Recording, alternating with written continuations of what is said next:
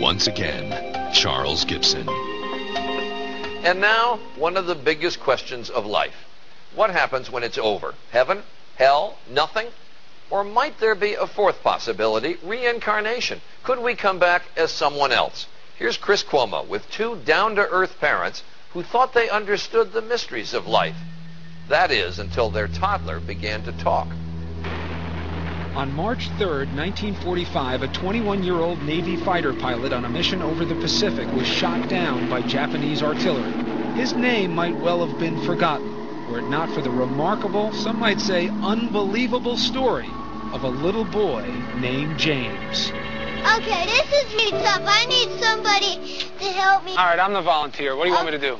Okay, just go climb this thing and you have to hold me in case I fall. Done. James Leiniger is all boy, 6 years old and full of spirit. This is a special plane. It goes in reverse. You don't see a lot of that. James knows a lot about planes, especially war planes. What kind of airplane is that? It's a Corsair. His parents, Andrea and Bruce Leiniger, say from an early age James would play with nothing else. He was obsessed with airplanes. If you look around the house, that's all you'll see. Airplanes, helicopters, aircraft carriers. But then, when he was 2, the planes James loved suddenly began to give him frequent and frightening nightmares. I'd wake him up and he'd be screaming and he'd always be laying on his back, kicking his feet up at the ceiling. And I'd say, "Baby, what were you dreaming about?" He'd say, "Airplane crash on fire, little man can't get out." They sound like typical kiddie nightmares, but Andrea says they went on the same way for months. Maybe too much TV. But James was just 2, and his parents say only watching Barney and Teletubbies. Teletubbies! And Andrea and Bruce say they weren't watching World War II documentaries or conversing about military history. This is an F-18? No, that one. So what explains the nightmares and James's strange obsession with airplanes? I talked to my mom about it a lot of times, and my mom had said maybe he's remembering a past life. What did you say? Politely, baloney.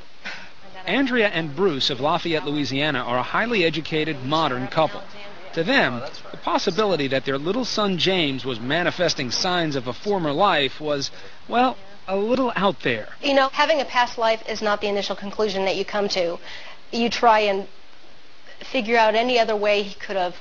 Did he see anything? Has there been anything on television, anything that we've discussed? But as time went by, Andrea didn't know what to believe. Here's James at age 3, going over a plane as if he's doing a pre-flight check. He would continue to say and do things that were puzzling, like the time his mom bought him a toy airplane. And I said, "Oh, look, there's a bomb on the bottom of it." He said, "That's not a bomb, Mama, that's a drop tank." A drop tank? I'd never heard of a drop tank. I didn't know what a drop tank was. Andrea's mother suggested she look into the work of counselor and therapist Carol Bowman. Bowman has written 2 books, both supporting the proposition that sometimes the dead can be reborn. We are taught from a very early age in this culture, in the Judeo-Christian culture, that reincarnation doesn't exist. Once you observe this in a child, and the evidence is very compelling, you have to open up to another explanation for what is going on. Bruce was deeply skeptical. He said there has to be a logical explanation. I don't believe in past lives. I don't believe in this stuff. But with the violent nightmares recurring 3 and 4 times a week, the Leinigers felt they had to do something. So with guidance from Bowman, they cautiously began to encourage James to share his memories. They say the result was startling. The nightmares immediately started reducing in frequency. He went down from 3 or 4 times a week to maybe 1 a week, 1 every other week. And at that point was when he started to articulate more about these past life memories. Seems normal enough, a little boy improving when his troubles are directly addressed. But Bowman says this is more, that James was forthcoming because this is the age when former lives are most easily recalled. They haven't had the cultural conditioning, the layering over of experience in this life, so that the memories can percolate up more easily. These memories tend to fade between the ages of 5 to 7. His parents say between the ages of 2 and 4, James would reveal extraordinary details about the life of a former fighter pilot, mostly at bedtime, when he was drowsy.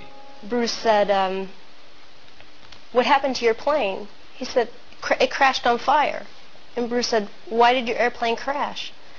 And he said, it got shot. And Bruce said, well, who shot your plane? And I'll never forget the look on his face. He went, oh, the Japanese. Still, despite these extraordinary stories, Bruce remained dubious. Almost to prove they couldn't be true, he began to piece together the details James was sharing. And what he found, he says, shook him to the core. For in many instances, the stories appeared to match the facts. James seemed to be recalling real events, real people, in the life of a man who'd been dead for almost 60 years. Coming up, a toddler, just 3 years old. So how does he know the pilots from a World War II squadron? It was like, holy mackerel. You could have poured my brains out of my ears. I just couldn't believe it.